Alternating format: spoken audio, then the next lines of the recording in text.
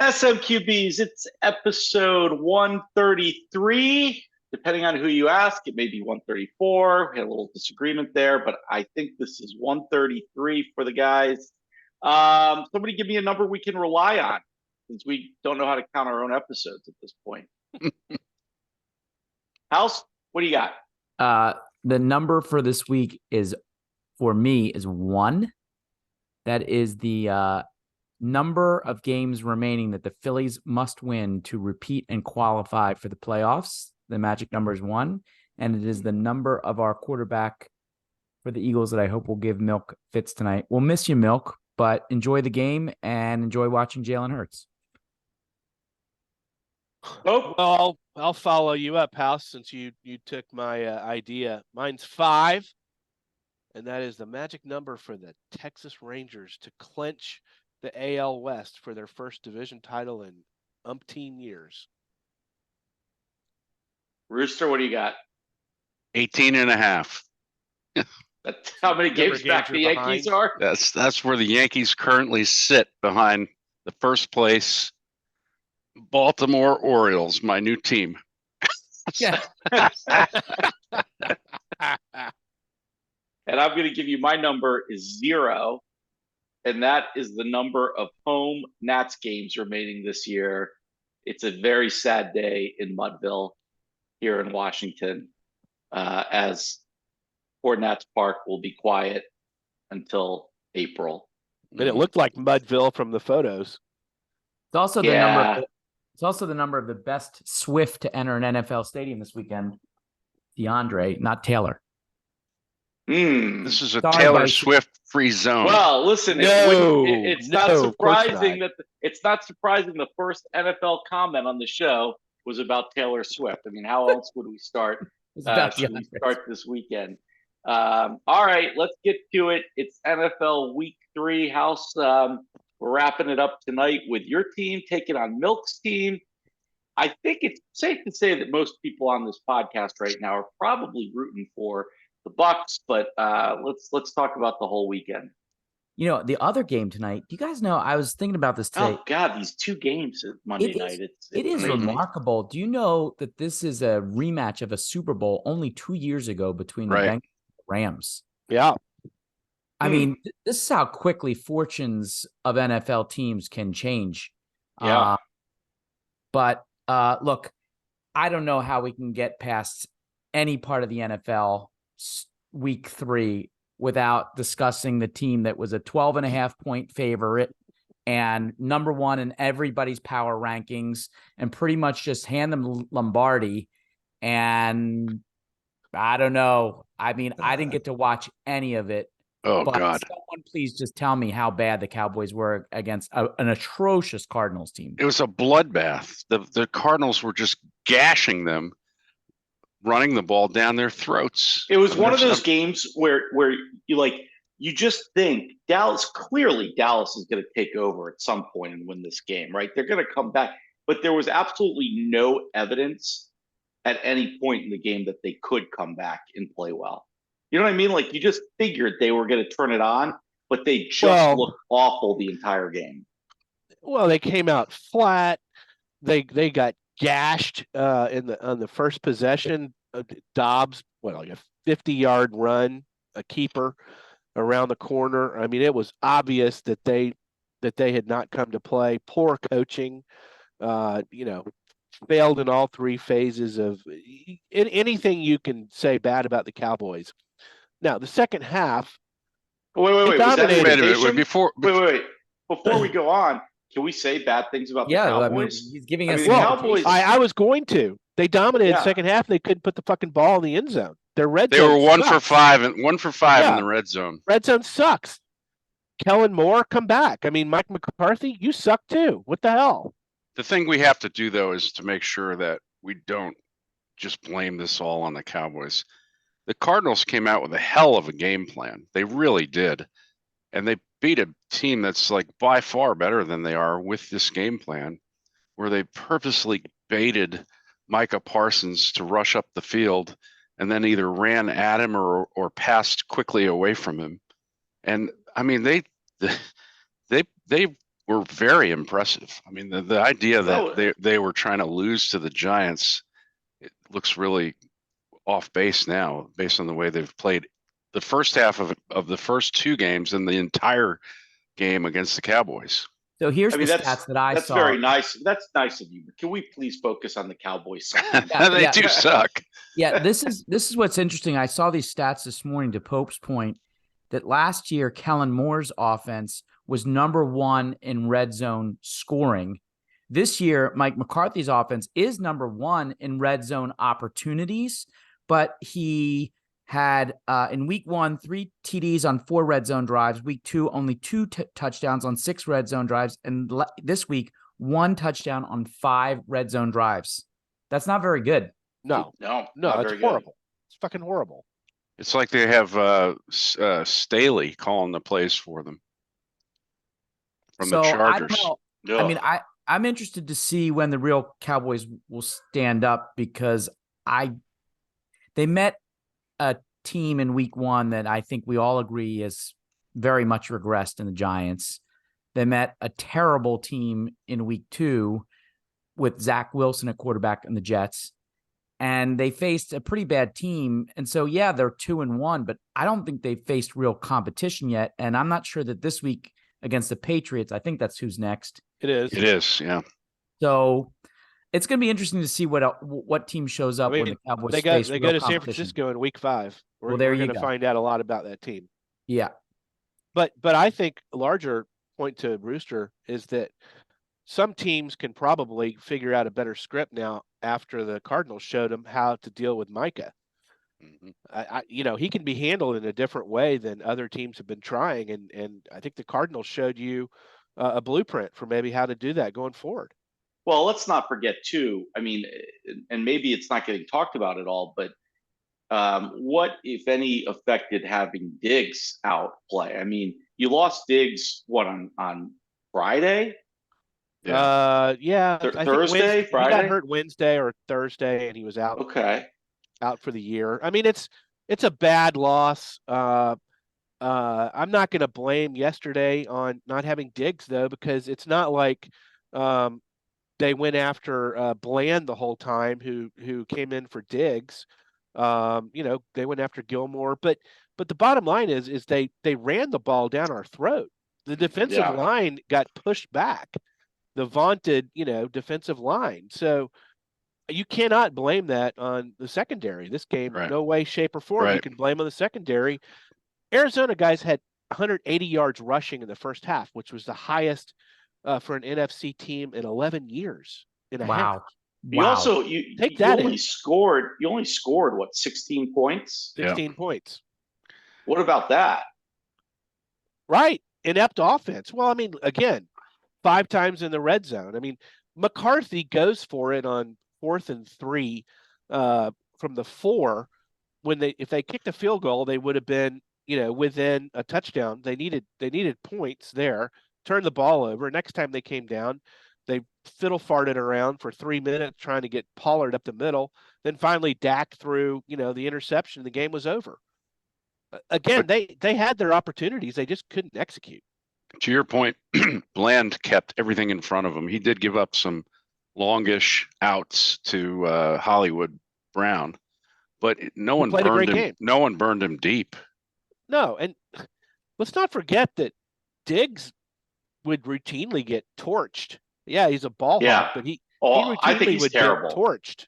So, listen, let's on behalf of all of those who lost out thousands or hundreds of thousands of dollars in winners, suicide, survivor. Yes, thank you. Pope extends his personal apology, and I'll try to make it up for each and one of you financially. Yes. So listen, guys, tell me where to Venmo. I'm going to give you a stat of the 6 fastest ball carriers in an NFL game this season. Oh boy. Number I know where this is going. Number 6, Devon Achane, week 3, 21.5 miles per hour. Number 5, Tyreek Hill, week 1, 21.5 miles per hour. Number 4, Raheem Mostert, week 2, 21.6 miles per hour. Number 3, Tyreek Hill, week 1, 21.66.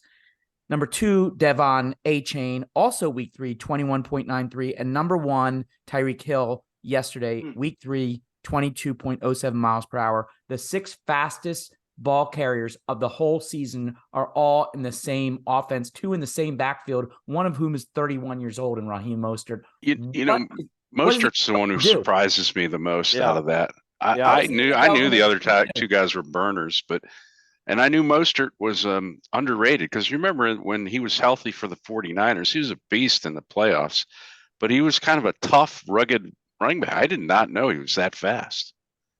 This team has too much speed for any NFL team to keep up with. So someone's going to have to come up with something else. And they have the perfect delivery vehicle with Tua. Tua just puts the ball right on where they need to be. And that doesn't even include Waddle, who was not in the game. Right. So they're scary good. Can the Finns be stopped? Can the Finns be stopped? Let's say in the AFC, can the Finns be stopped? Well, who can run the ball and control the clock against them? That's the question. Not the Bills or the Chiefs. Chiefs, right. Yeah, right. Not the Chargers. There's not really a ball possession team maybe AFC. Maybe Cleveland, because they don't seem to have missed a beat with Ford playing for Chubb. Yeah, it's a little early to put Deshaun Watson. I was going to say, I mean, last highlight I saw of Watson, he was throwing the ball backwards. So I'm not sure. That was awesome. That was a low light. Yeah, I'm not sure. Going to anoint them as the stopper team. I mean, House, you hate to say it, but the potential thing that's going to deny the Dolphins is Tua's health. Yep. Yeah, the Dolphins look like the Chiefs did a couple of years ago. I mean, this is how the Chiefs were when they had Tyreek, right? I mean, you looked at them and remember when they had Tyreek and Kareem Hunt. I mean, every time they got the ball, you figured they were getting a touchdown, and that's the Dolphins now. I don't think the Broncos playing well. I don't think the Broncos hit Tua one time in that game. They certainly didn't knock him down once. I know that. I do hope the NFL gets a full season of Tua. He could be MVP very easily. Very easily. Oh yeah. But what was he 16 for 16 in the first half for like 200 yards and 4 touchdowns? Correct. So to Rooster's point about the Browns have 2 wins this year in which each of them they gave up 3 points, and they barely lost at the Steelers. Their only away game this year, 26-22. Yeah. Myles Garrett is on a different planet right now playing defense. And if Deshaun Watson can manage the game, they have a very suitable backup, obviously, in Ford. And now they've added Hunt. They've got good receivers. I mean, could the Browns be something other than the Browns of forever? I think I said last week, if Watson plays above average, they're a good team. Well, it'll be interesting because, I think one of the things that Rooster wanted to talk about this week was our weekly recap of frauds. And I'm sorry, guys. And to all of our Ravens fans out there, wow, that team is a fraud. And Lamar Jackson is, at least as a passer, a fraud. And I know you're right, Rooster. They got jobbed on an interference call that wasn't called in overtime. That game should have never gone to overtime. Right, you're right. They shouldn't be limited to 19 points against Gardner Minshew's Colts without Jonathan Taylor. What are the Ravens doing at home, only scoring 19 points? I think they're a fraud. Yep. Well, they play at Cleveland on Sunday, so that's gonna be a great game. Yeah. But that whole division is so up and down every time, just like last year, every time we thought we knew who was good in that division, someone else would jump up and beat that team. Yeah. It's hard to say. I kind of think the Jags are a fraud this year. Everyone thought they had taken a step. They played in the playoffs and they were supposed to be so much better. They're terrible. I mean, if you get slammed by the Texans, that is not good. They had lots of dropped passes, one for an easy touchdown, fumbles, penalties. They're just terrible. I know we always rip on Ohio State quarterbacks, but CJ Stroud looked okay yesterday. Like, I know it's game 3 of his NFL career, but he looked better than serviceable. He looked rookie of the year okay, if you ask me. Yeah. So that was an impressive outing. I thought the Lions D really showed up against the Falcons. That talk about a front four on that defensive line. That is a scary D when they've got it going. So we'll see where the Lions end up. The Bills found themselves back in where they have been historically in the last couple of years. And Bison was there firsthand to see it. So what was your take on the Bills? It was a very strange game because there was a lot of energy in the stadium. First of all, and we're going to come back to this a little later in the episode, but so many Bills fans at the game. I mean, they have to be the best traveling fans in the NFL at this point. But it was like a frenetic game, and that game, it could have been very different. I mean, look, Sam Howell played like the rookie quarterback. He played like it was his 4th NFL game, and just played awful. And he's going to have stinkers like that. But on the other hand, he did some good things. Like the game, it was 10-0, and Washington went for it on 4th and goal from the 2 and didn't get it in. And, you just sort of think, I mean, man, if they'd gotten points there, it might have been a little bit of a different ball game. But the Bills are it would have been 37-10 instead of 37-3. No, I don't think so. I don't think so because then they just did. Who really shit the bed in the game, in my opinion, was Bieniemy. It was he called a terrible game. Brian Robinson had 10 carries for 70 yards. I mean, why is that guy touching the ball 10 times if he's averaging 7 a carry? And it was just weird. But I'll tell you, man, Josh Allen is – I know, House, that you don't think much of him. But first of all, he is mobile. He keeps a play alive.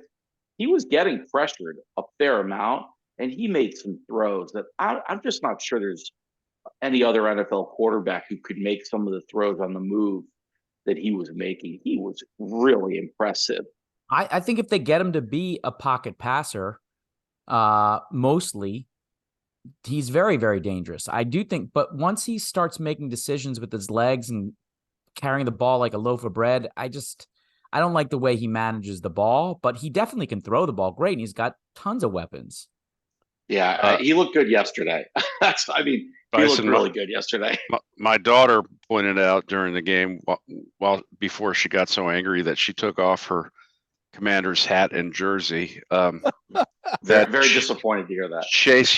She thought Chase Young looked healthy and good early in the game. Well, I saw a stat on Instagram today, actually, that had the top 5 edge rushers for pressure, and Chase is number 5 in the NFL right now as far as getting pressure. I don't know how they measure that, but he's actually, it was a bad day for the defense. Of course, Lord knows how many snaps they had to take yesterday and some weird plays, but Chase is actually playing like a number 2 pick. He's playing really well.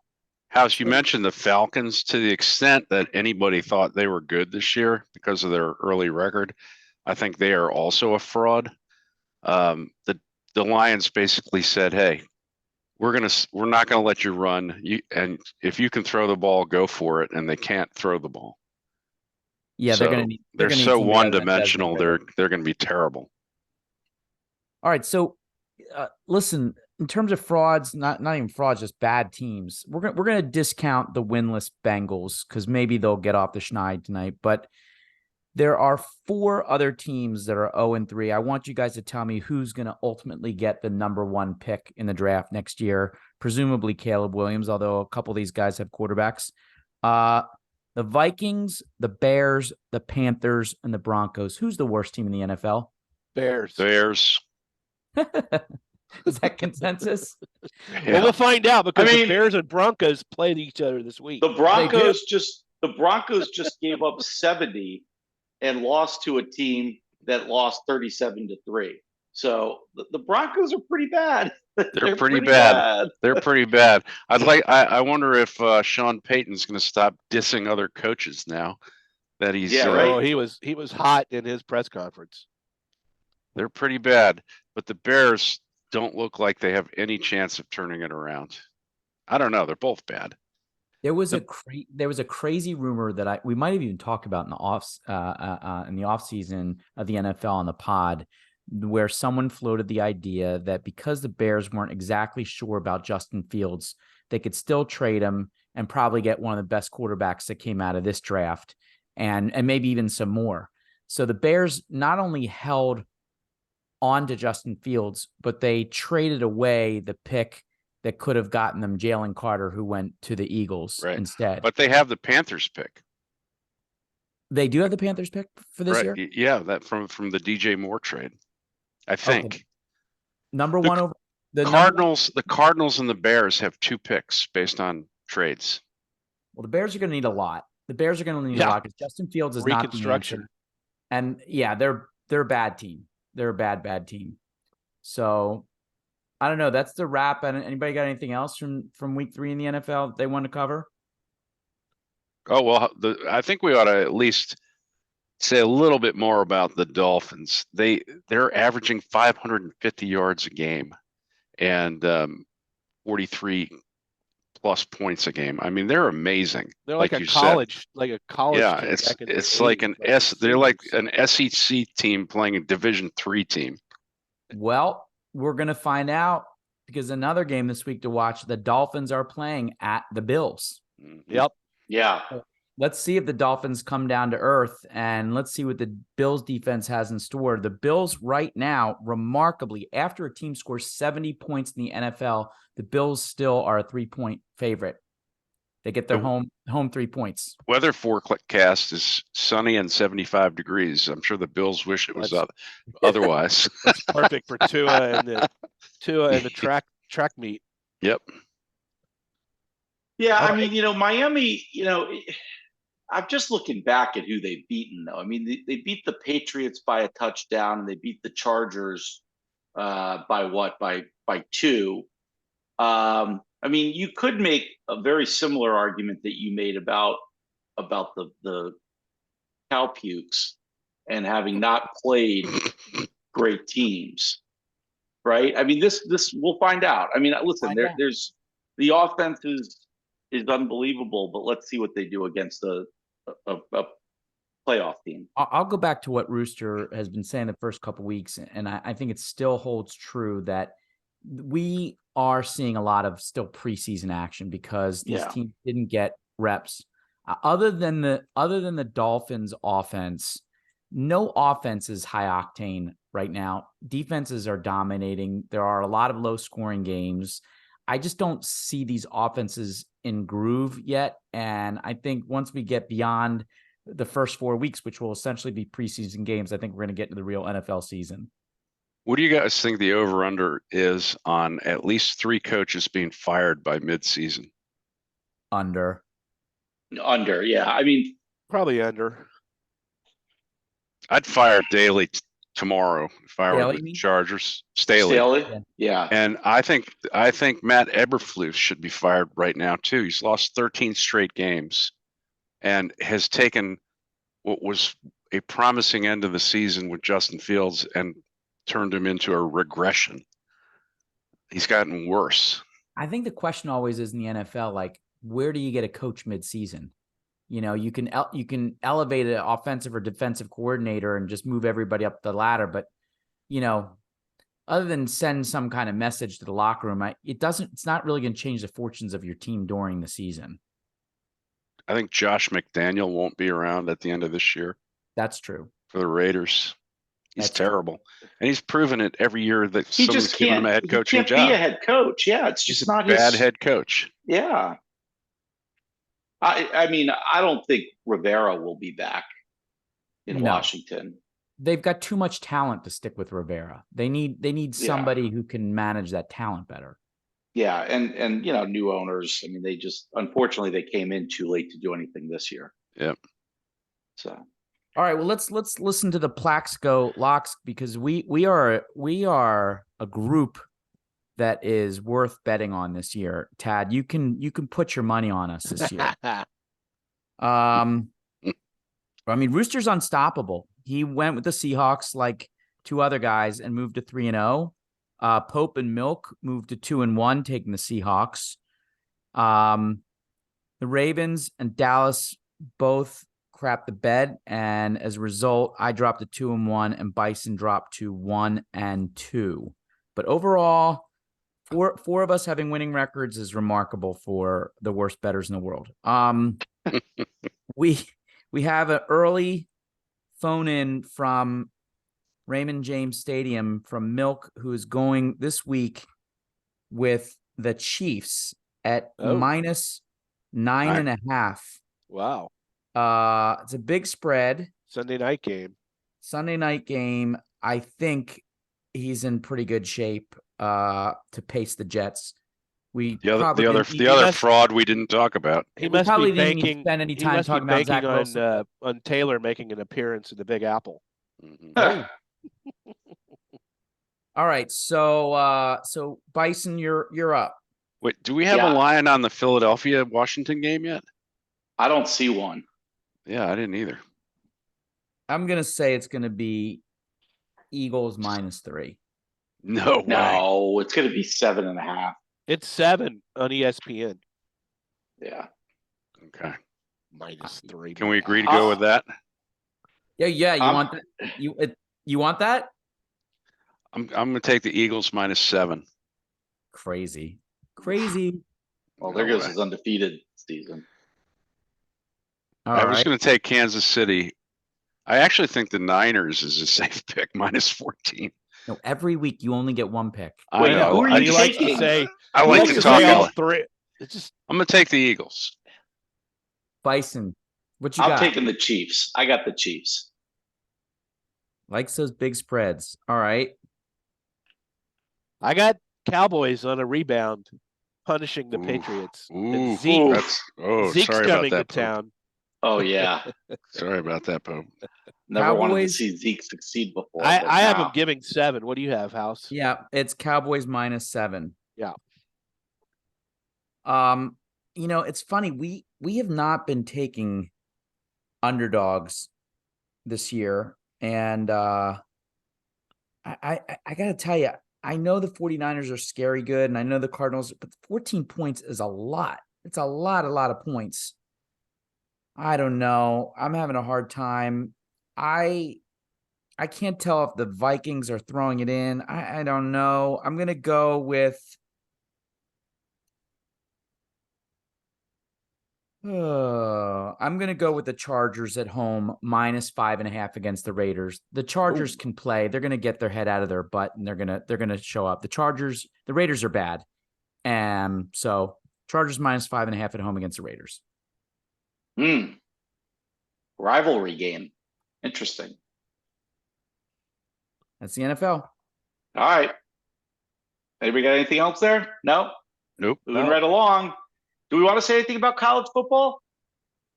I mean, we have to say, just quickly, it was the biggest week in years as far as top 10 matchups. I mean, look, Ohio State eked it out against Notre Dame.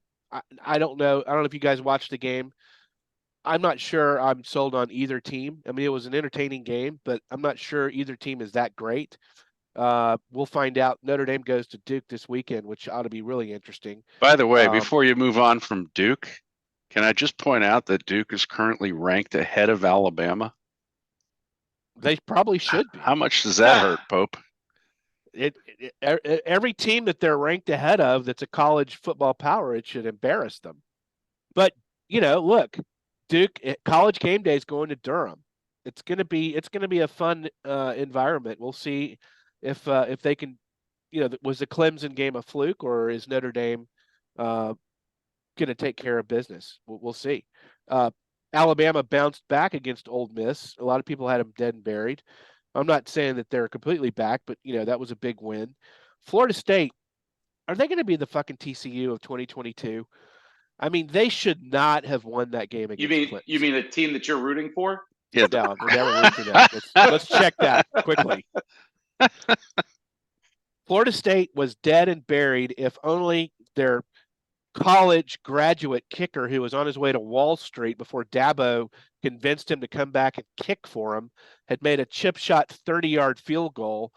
Florida State would have lost, but somehow they got away, won in overtime. They're probably going to go undefeated. Sorry, Milk. I don't see anybody beating them.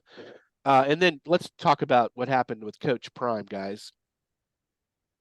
Is Cinderella over? No. No. They won one game last year. Okay. They're gonna get smoked by USC again. Yes. Also, but it's a huge success story still. But I'll tell you what, I mean, man, he is in everybody's head. I mean, these coaches are obsessed with him. He hasn't talked any shit about other teams, right? He hasn't come out. All he did was come out and defend that kid who put the hit on Hunter Henry, or Hunter, what's his name? Together, right? Travis Hunter, sorry. And, he defended that kid. Deion hasn't said a bad thing about another program. Right. And these guys are obsessed with knocking him down a peg. It's really sad. It's embarrassing. I think it's embarrassing. I mean, you heard what he said. Look, get me now, because this is as bad as we're going to be. And he gets it. I mean, he knows where his team is. They're an easy fix away too. Like, they just need beef. They need offensive line, defensive line, and linebackers. And then I predict they're going to get that this offseason and come back and beat teams like Oregon. Yeah, they got pushed around big time. I agree with that, but I think they go as far as Travis Hunter's health. I mean, he's definitely a special player, but you could see they're really, really, even the second half of the game, second week. I mean, they need him back. And I thought that they could maybe pull off 7 or 8 wins. If they don't have Travis Hunter, they're going to be 6 wins. They'll be 6-6 or whatever. And it'll be a great story. And they are on moving up, but I definitely think some of the air's out of the balloon. Yeah, I mean, I don't think there's any question about that, but we all knew that was going to happen, right? I mean, it's not really a surprise to anyone. I think the score might have been a little bit of a surprise.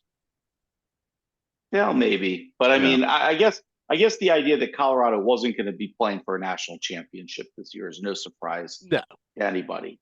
I think the bigger surprise is the way some of these coaches just they can't they're just like so intimidated by Deion that the shots they're taking at him are really out of line. The other story was Penn State is on a collision course with Ohio State. Yeah. And Washington State won the Pac-2 championship in a nail biter. Pope, do you think last week when we were on the pod, we were talking about a top 4 and that it's somewhat clear. I don't know. I feel like maybe we don't have a clear top 4 this year as compared to some other years. Like, it wouldn't surprise me if in the end, in the top 4, there might be 1 or 2 losses in there. Well, look, Georgia, I looked at their schedule. I mean, they play the SEC East. Some of those teams are still in the top 25, but they're not going to be much competition. Actually, Georgia's toughest game, Milk, I think, is going to be world's largest outdoor cocktail party in Jacksonville this year with Georgia, Florida. But I think Texas has a real clear path now. OU's probably the biggest hurdle for it. But I think Georgia, Texas are probably very good picks to go top 4 at the end of the year. Ohio State, Michigan. Then you got the rest of the Pac-12. I mean, those guys are all lined up 7, 8, 9, and 10. They could make some noise. I don't know. I don't Milk's think it's new team, Washington, is ranked 2 right now. Could Washington get there? Sure. Yeah, but I think again, Pac-12 is most likely going to have to run the table. I mean, I guess they could take one loss.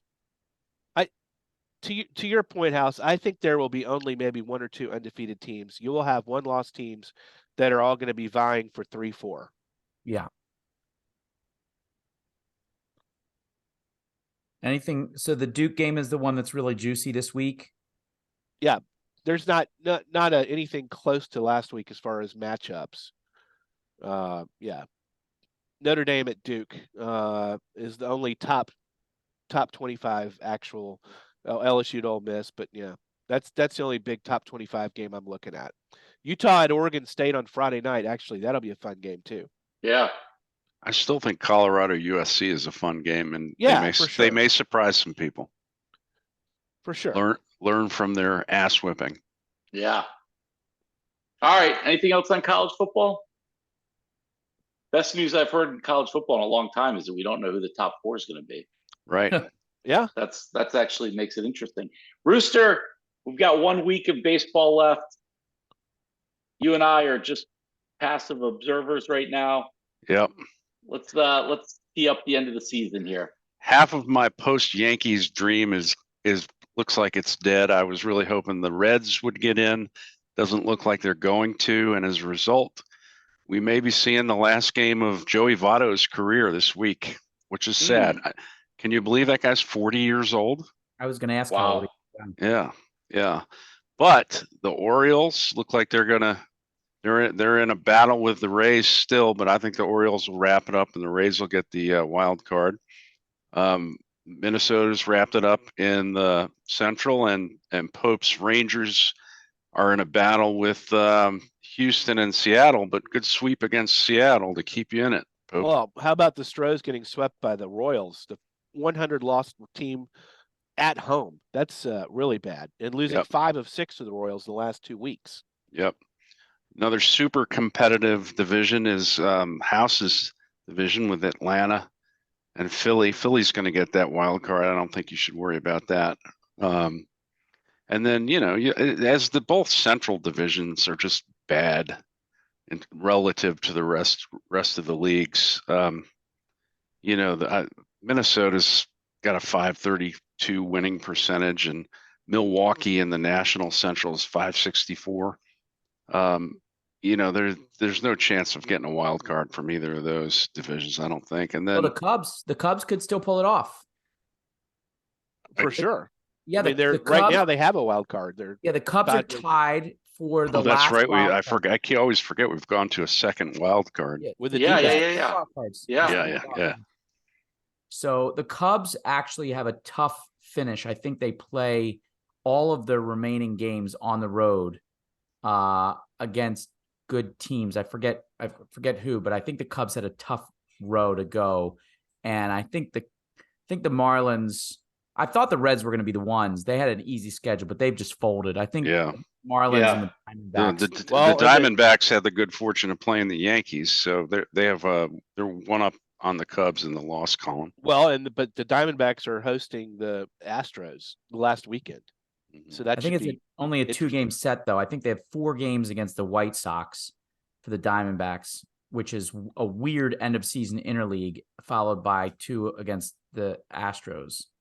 Nonetheless, they play the Astros 3 games. Oh, they do? Okay. Friday, Saturday, Sunday. Yeah. At least in the American League, it's much like what we just discussed with college football. Some new faces, which should be good for baseball. Yeah. To have the Orioles back in, the Rays, Minnesota, and hopefully not Houston. Hopefully it's Texas, Seattle.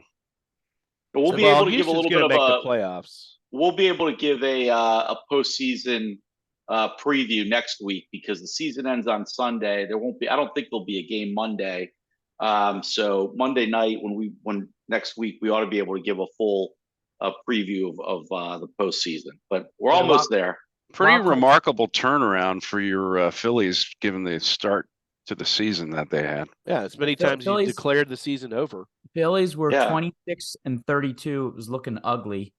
And here we are. They're right where they were last year. I think in large part since August 4th when Trey went nuts after the standing O. because the fans affect the game. And so here's some interesting stats because I've been seeing all these runs scored, and I thought, like, how bad is pitching this year going to the playoffs? And there's a couple of surprises to me. The average ERA for Major League Baseball this year is 4.34, which is up from last year at 3.96. But before that, the 3 years before were 4.26, 4.44, and 4.49. So pitching kind of stinks. We're right where, but here's one that was also interesting. The caught stealing number. We all said before the season started, when they made the bases bigger, that we were going to see more stolen bases. I think we've seen a lot more stolen bases. The caught stealing dropped by 5 percentage points from 24.6% caught last year to 19.7. It's the lowest really in the last 20 years of caught stealing. The bigger, I think that has more to do with the change in the pitcher's ability to hold the runner on. That's You can't throw over there more than once, right? Or twice. Yeah, that's a great point. Yeah. Well, the bigger bases make a difference, though. I mean, it's a game of sure. inches, right? I mean, like everything. And so, you get a little bit of an extra reach. Yeah, right. I mean, you get a little bit further off the bag, and you got to go a little shorter distance to get to the bag. It all comes together. It all makes sense, though. House, do you have the numbers on how long a game is played, average? Well, I think we had that a little bit ago. It dropped to like 234 or something. It was like 30 minutes shorter at least. Unbelievable. I think everybody's sold on that now. Everyone's sold on that. The Dodgers have the third best winning percentage in baseball behind the Braves and the Orioles. But you'd have to say that over the past maybe 5 years, the Dodgers are the most dominant team in baseball. Consistently good team. I think this is 6 out of 7 division wins for them in a row. It's amazing. And they're in a good division, too. A lot of talent in that division. Yeah. Well, all right. Wild cards October 3rd through 5th. All right. Pope, Ryder Cup, you got it up in the background? Yeah. All right. I got some names for you. Tom Watson, Paul Azinger, Freddie Couples, Payne Stewart, Corey Pavin, Ray Floyd, Lanny Watkins. What do those names signify? Golfers. Losers? Americans? Lost the Ryder Cup. They are the last American team captained by Tom Watson to win on the European soil in 1993 at the Belfry. Wow. Americans have not won in 30 years on European soil in the Ryder Cup. Let that soak in. Yikes. So, you just got to assume that Europe is playing with all the confidence that they do every 4 years when they're on their home soil. I look at this as a really interesting matchup. I think it's kind of even. Europe has the firepower at the top. They've got Rory, Rombo, and Hovland, the 2, 3, and 4 players who I think are, and I think all 3 of them are playing better than Scotty right now, who's number 1. And then the Americans, we got Scotty, then we got Cantlay, Shoffley, Homa, Harmon, and Clark all in the top 10, but unproven. Homa, Harmon, and Clark are all rookies. Yep.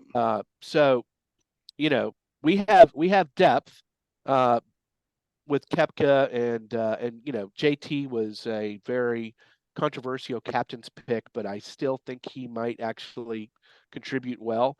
The Americans tend to struggle in Europe, especially in foursomes, which is alternate shot. We get behind quickly to the Euros and have a hard time catching them. Usually we win singles, but sometimes it doesn't. Usually it doesn't matter, obviously, on foreign soil. So if I was betting, I would say I would give Europe a slight edge. And I think they're playing with a chip, especially after we've waxed them at Whistling Straits 19-9, which was the modern record for points 2 years ago, and talked all kinds of smack about how we were going to come over to Italy and kick their ass. So it's going to be fun. We are going to kick their ass. I am not afraid of Sepp Straka, Nikolai Hogard, and Ludwig Aberg. Come on. USA in a cakewalk. Wow. A cakewalk. A cakewalk. Not going to happen. Come on. I'm supposed to be afraid of Sepp Straka? The Euros always have players who come through the guys who are on the back bench, they come through and make they make the damn putts. It's just uncanny how many putts Europe makes. The other big thing about this one, guys, first Ryder Cup without Lee Westwood, Sergio Garcia, Ian Poulter, and Paul Casey. For like Sergio, been playing since 1999. This is a huge passing of the torch for the Euros, and maybe they struggle a little bit because of that. They don't have the anchors that they've had. They'll be better off without him. He hasn't been good in a while. I don't know. It'll be fun. Europe is again, I think, the slight favorite. When do we start? So it starts Friday morning, Eastern time at like 12:30 a.m. With 4-ball. Marco Simone. All right. Marco Simone. Sounds good. All right. Anything else on Ryder Cup? Who has a punch? I do. Okay.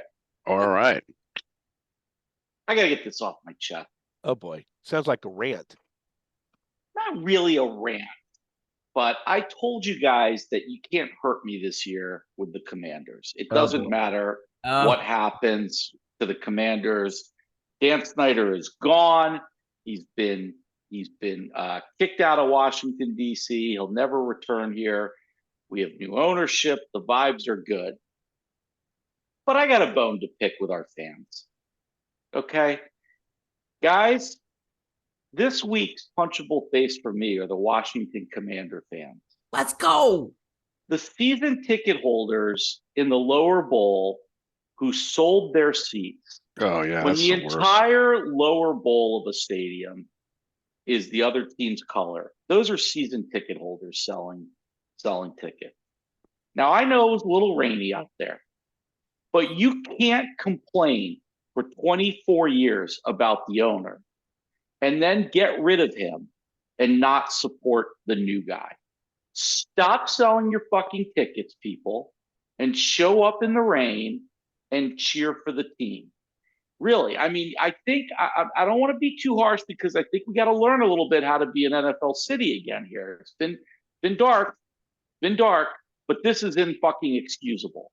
And particularly to the dumbass motherfucker who sits in section 339, row D, seat 22. Oh. Brother, your fucking negative energy is killing me. It's been 2 weeks. You are the punchable face of the week. Oh, my God. Because you are very lucky I didn't turn around and punch you. I've listened to your bad shit-talking mouth for 2 games now. We are not going to go through the full season like this, motherfucker. We are not going to do it. Get your shit together. We have a new owner. We got a young quarterback. Get it together and get on board. I can't take it. I can't take the negative energy. Bison, you're gonna have to rewatch the video of my cousin because I think that's where you're headed, brother. Oh, I'm telling you, man. We need pull the sweater over the head. We need to get this violence out of the NFL. Wow. Yeah. Bison, don't go there. You're gonna be viral in the wrong way. I'm telling you, it's bad. It is bad. I can't handle it.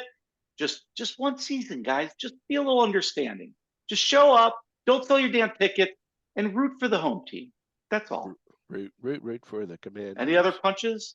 Says the guy who tried to sell his tickets during a game last year. No, I almost gave him up. I almost gave him up, and you were on the phone with your broker. I did send an email, and that probably wasn't the worst email I ever sent that poor young lady. All right, who's got a lasso? I thought you were going to give one to Taylor Swift. I have a lasso. Here we go. All right, I'm giving a lasso to who knows who Haley Van Voris is. Oh, I do. Yeah? Yeah. Who is she? She is the first woman non-kicker to play in a college football game. Yes. Oh. Haley Van Voris, a safety at D3 Shenandoah, was the first non-kicker woman to appear in a football game on Saturday. And she actually came in and got a pressure on the quarterback in her first play in the game. She actually took the quarterback down, and good for her.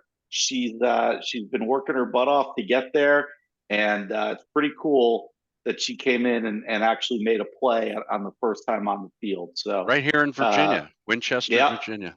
Yeah, we actually got a email in our mailbag from one of our super hot followers who goes by Palm Tree Girl, who wanted us to mention Haley von Voorhees. Oh, really? So she got two. She's got two people mentioning her. Wow. Yeah. Palm Tree Girl. Mm-hmm. Good for Haley. Congratulations. That's quite an accomplishment. Happy for her. Any other Lassos out there? All right, let's get some buzzer beaters. Pope, what do you got? My buzzer beater is baseball. You know, we already covered it. I mean, I'm shocked. As bad as the Rangers have played, guys, they have a stat that if they make the playoffs will blow you away. First team ever to have more blown saves than saves.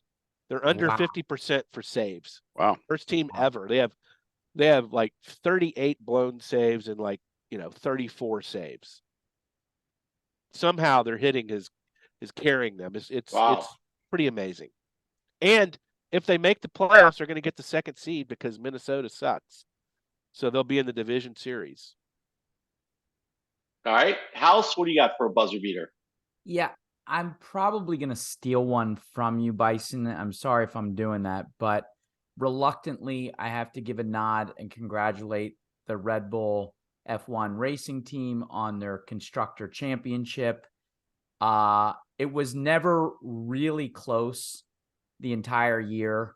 I read a really interesting little piece today about Lewis trying to put Mercedes to the task of really revamping that team and taking some of the downforce away from the vehicle and trying to get it closer to what McLaren did this year, because McLaren is kind of getting closer and closer, but Red Bull is so far away from these other teams that I think we're looking at least another year of this. We'll see what happens in the offseason, but the Death Star has won. Red Bull and Max Verstappen, you are champions for the year. Congratulations. Will that be with or without Sergio Bumper Car Checo? He'll be there next year. I think the only open spot, there's one open spot in Williams, but all the other spots are set for next year for the seats in the cars. Did you congratulate Oscar Piastri? That was a great. Yeah, the best of the rookies got a podium. Yeah. And listen, you got to give Sergio credit. He did something that I hadn't seen yet, and that's retire the car twice. Yes. Right. So It was a smart move. It was a smart move. Did you guys see when Max came in to get tires and Sergio was sitting in the bay? And they showed the video of Sergio's eyes as they just scanned the horizon as Max came in and left. Oh, God. As he's waiting to be sent out for his 5-second penalty. Oh, misery. All right, Phelan, you got a buzzer beater? I do. The Jordan Addison School of Driving has its first graduate. If you were wondering why J.C. Jackson, the $82.5 million cornerback for the Chargers, didn't play this week, it's because he had a criminal speeding charge last year and was ordered to take a class for reckless drivers and pay a fine, and was a no-show in his court hearing, didn't pay the fine, and was a healthy scratch because he's looking at some jail time, I think, for blowing off the legal process. Oof. Pope's going to have to get to the bottom of that one, too. I'm assuming that he wasn't coming home to, save a cat. No. All right, I get my buzzer beater. I got to give a tip of the cap to Sean Doolittle, who retired from Major League Baseball this past week. Doolittle, believe it or not, was actually a first baseman at UVA, cleanup hitter, was drafted by the A's and got injured. And the A's said, well, have you ever thought about pitching? And within a year, he was in the bullpen as a pitcher. He came to Washington. I think he came in 2017. It really was the closer for a while. He got hurt, and in 2019, that led to the trade for Daniel Hudson. Of course, Hudson was the guy who got the last out of the World Series in 19. But Doolittle, if memory serves, he got the last out in the NLCS and had a good career. He had 112 career saves. I think he was an all-star twice. If he hadn't gotten hurt, he would have had a better career. But Doolittle really is I'm not tipping my hat to him because of his career, although you could, but he's one of those guys who came to a city and just embraced the town. He's a very thoughtful guy. He's penned some op-eds, and he says very wisely that he knows because of the success he had in baseball, he has a platform to do good in the community. And so, he's not, and he recognizes, he says there's a lot of people out there doing good in the community, but because of the career I had, I have a chance to do more. He's big into reading and into community bookstores, and just a really smart, thoughtful, interesting guy who was a beloved member of the team, and will be greatly missed as a baseball player. But people in Washington are thrilled that he's sticking around and has made it home. Just kind of one of those special guys who dove into the community. So tip of the cap to Sean Doolittle, who after 11 years in majors called it a day. Anyone got anything else? House, you want to say something? I can see it. There's something. I just say go Birds. Good luck, Milk. I'm sure you'll be fine. I don't think he's going to be okay. Listen, let us all agree on one thing: that of the four of us here tonight, three of us will be rooting for the same team this evening. Yeah. Four SMQBs rooting for the Bucks tonight. So good luck to you all. I'm rooting for Hurts and Devontae to have a big game, and you guys still to lose. Yeah. All right, guys. Good show. Have a good week, everyone. All right. Bye. See y'all.